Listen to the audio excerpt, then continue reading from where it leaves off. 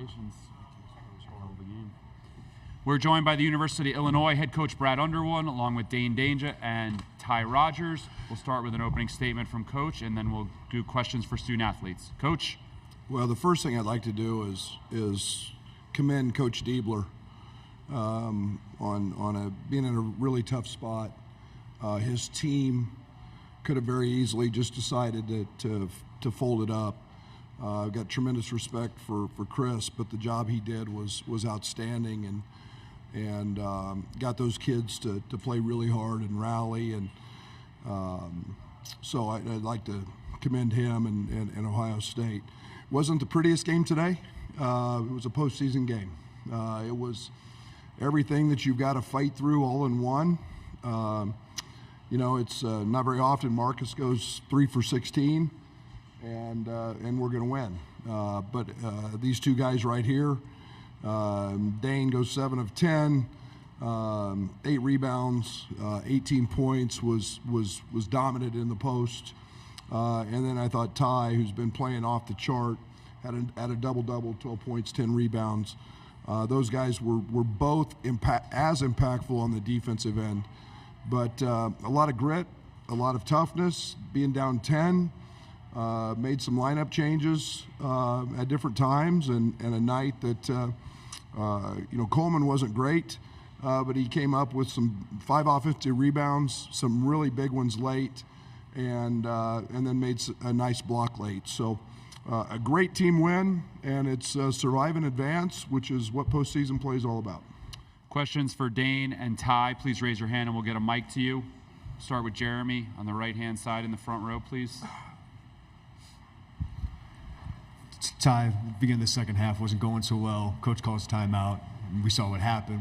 What was said? What sparked you guys to come back from that deficit? Yeah, I think we came out the second half a little lackadaisical, but we withstood it, and we came together and we found a way.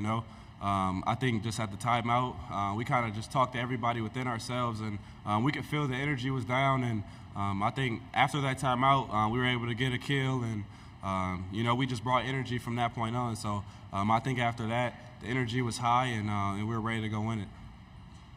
Front row, right. Dane, did you see this as a matchup that was favorable to you? They didn't double in the post; they just one-on-one with Akpala. Did you feel like you could have a good game today? I did. I know he's Akpara is very long and athletic. I thought by going into his body a little bit more, I thought I would be a little bit more effective. We'll stay in the third row in the middle.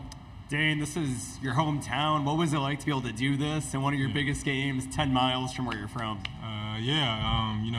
It feels good to be able to come back and play in front of a whole bunch of friends and family, coaches. It's just a good feeling to come back and be able to get a W. Third row, right-hand side. Dane, you kind of touched on having your friends and family here. What kind of extra boost does that give you, just to have such an entourage here in support of you? It's for me, it's a little bit more motivation. I got both of my parents here. That just means a lot to me. And then all my friends who supported me from day one. It's just a good feeling, and it gives me a little bit more energy. So.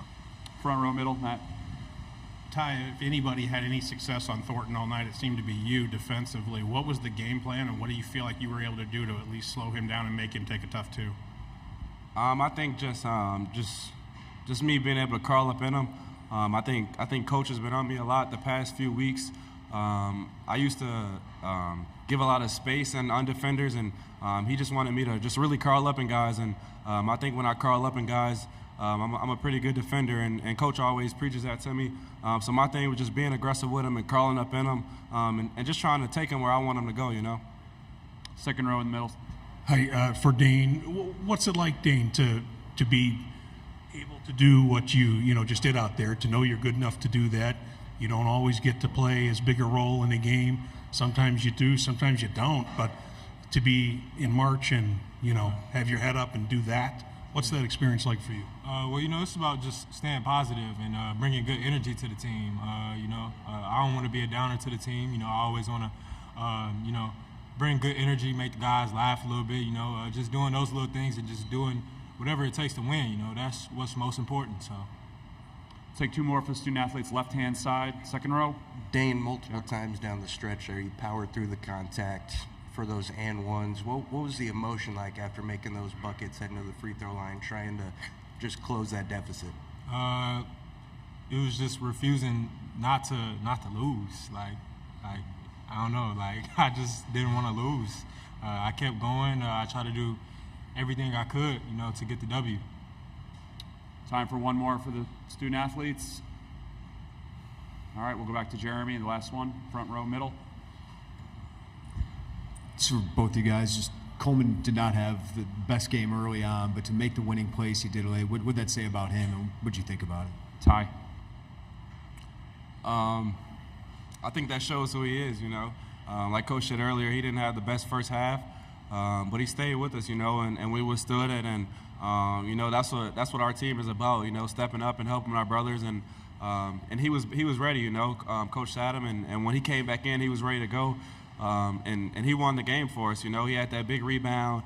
He had a big defensive play on Battle, you know, and that's what it's about, you know, older guys, very mature. And I think that speaks a lot about Coleman itself, so. All right, you guys can head back to the locker room. We'll continue with questions for Coach Underwood. We'll start in the front here, in the middle. Brad. Go ahead, Adel. Okay. You had a couple of you've had a couple of games where you didn't get rebounds at the end of games, and you kind of did that to them today, where you got the offensive rebounds and just the effort plays. I know you've been preaching that. How good was it to see that maybe come to fruition? Yeah, that's yes and no. They got a couple offensive putbacks that kept possessions alive, but it's nice to be on the other side of that. And again, Coleman 5 offensive rebounds. I don't know the last time he had 5 in a game. It might go back to his freshman year, those were winning plays, and those are plays that you have to make this time of year. There's no doubt those were the decisive moments in this game, and you know, for a senior to step up and do that is you know, says a lot, especially not on his best night. And but Coleman wanted to keep playing here. Front row, right side. Go ahead. Oh, yeah, Brad. You mentioned survive in advance. Not only that, but it's a game where you're down double digits midway through the second half. And how do you use situations like that to prepare you for the finality of March? Yeah, you always have to learn from them. Most important thing is you have to learn why you got there. And the fight back, I think, is something we haven't been bound. I think we've only been down double digits 3 times this year. One was DeValpo, maybe Tennessee. I don't remember who the other one was, but we haven't been down, and Purdue, at Purdue. So it hasn't happened with us a lot, but I don't doubt this team's toughness and their grit, but I think we have to learn why we have those moments. We didn't play very well offensively. We got to play better, because I thought defensively we were pretty solid for most of the night. Stay on the right side, Doug. Yeah, Coach, they made their 2 runs, 1 run in the first half, 1 in the second half. What was the huddle like in those situations, and were there some adjustments that you felt like you made where you could chip away at the lead? Yeah, I mean, we gave them live ball turnovers in the one in the first. We turned the ball over. We turned down shots. You know, I've said this, we're turning down too many threes. I want us to take more threes. I want Coleman Hawkins to shoot threes. I want Marcus to shoot threes. I want Quincy to shoot threes, and we're Justin Harmon to shoot threes, and we're turning them down. And instead, we had live ball turnovers, and then the start of the second half was just absolutely just flat. And Ty got a big tip in, and I got emotional in a timeout and tried to rally him. I mean, challenge him, and let's compete. Let's have a little fire. And with a little moderate success. I don't think it was over the top, but we found a way today, and I'm proud of our guys for that. Third row, middle left. Coach, we got to see Dre Gibbs Lawhorn give some great minutes in the game. What did you see that made you want to put him back into the rotation, and what did you think of his performance today? Well, he's been guarding, and I thought, especially when they had Bonner in the game, I thought he was a guy that could really pressure the ball, disrupt their flow a little bit. I thought they were comfortable. They take Bruce off the ball some. Again, I've got a lot of confidence in Draven. He works hard every day. He's one of the hardest working guys on our team, if not the hardest working. And I'm going to, when it's time to go, I know he's going to be ready to go. All right, we got time for two more. Steve, right side, middle. It's a bit off topic. Sorry, there's no good time to ask, I guess. It's about Chris Holtmann going to DePaul. What you think of him? What you think of, that he can do in Chicago? You know the city, obviously, and you know him. Well, he's very familiar with the league, having already been in it, so he knows how good that league is. He'll be a better coach going into that league now because he's been in this league. He had great success in this league, and I think Chris is one of the great coaches in the country.